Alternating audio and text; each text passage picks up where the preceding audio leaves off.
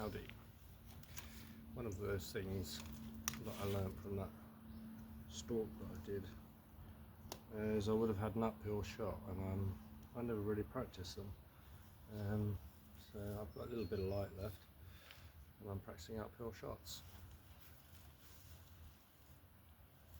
Just to show you the view. You have to look at me. Great tits here are already seeming like they're mating, which is weird for 12th of January.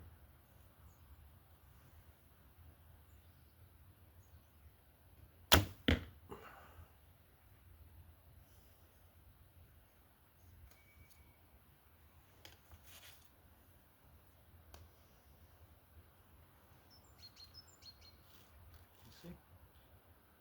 That's like a mating sign.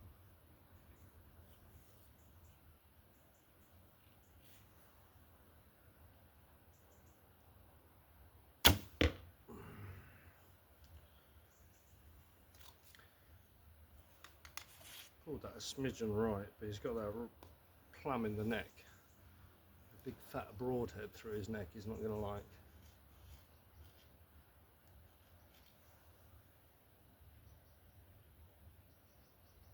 Oh, that's bang on, that's perfect. Take those. As you can see, it's a lovely evening after a lovely day. I've been out washing outdoors furniture. I've got people coming around for dinner on Thursday and my table's not big enough. So there we go. Anyway, so the first one is that in the middle, the next one's in the neck. He's not liking that at all. And the last one's perfect.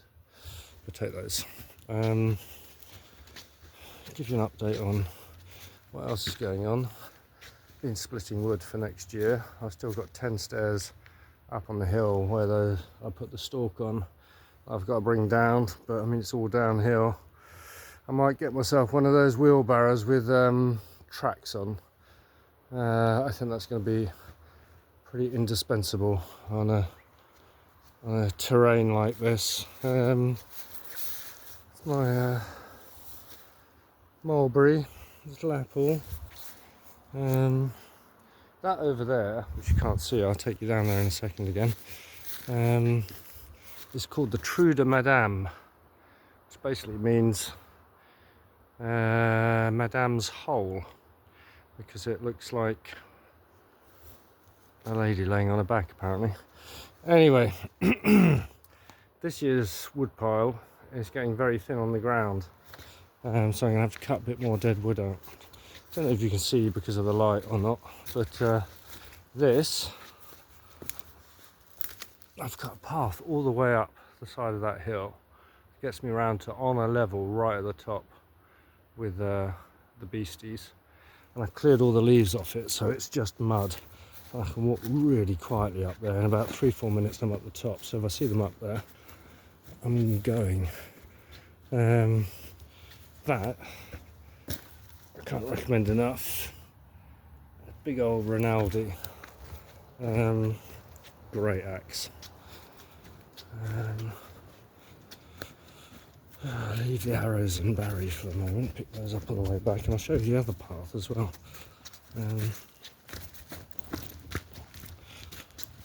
If there's still enough light.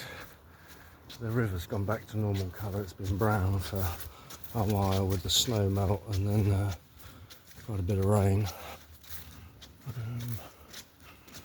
So that's my stalk across the prairie to get up there. I've since recuperated a path through here. Look at all this old yew here. I mean, it just must be years and years old. There's loads of it in the woods here. There's another big one there. Really tempted to cut some staves out of one of those, but I'll wait till I know how to make a bow first. So there we go. This has always been here, this path, but it was so grown over, so I came out with the hedge trimmer and the little 180 and cut up loads of stuff, and I can now get up there all the way around, and that brings me out on top of them where they actually bed for the night sometimes. I can come down on top of them. So I've got two options wind-wise if they're up there. Left hand is more silent. This one's far enough away that I can do it without them knowing that I'm a human being. They might think there's a fox or something.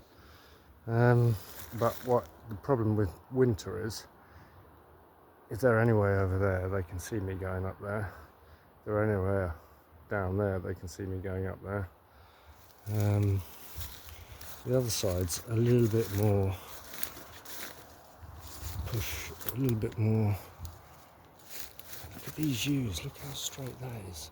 That's years old. 1, 2, 3, 4 good trunks there. One day, when I make bows, I shall sacrifice a few of those. There's tons of it as well, and it grows up everywhere. And we're not in a shortage of yew around here. So there we go, that's me, boys and girls. That's the back door of the Grange, which I don't think you've ever seen. Or the front door, where I can get vehicles in and out if needs be, if ever I do the floor properly in there. There we go, I think I'm battered on enough. How long is that? Nearly 7 minutes of rubbish from Jonesy. But it's a lovely evening. I don't really want to go back in. Don't really have to shoot anymore because I'm shooting all right. I'll leave you with the view.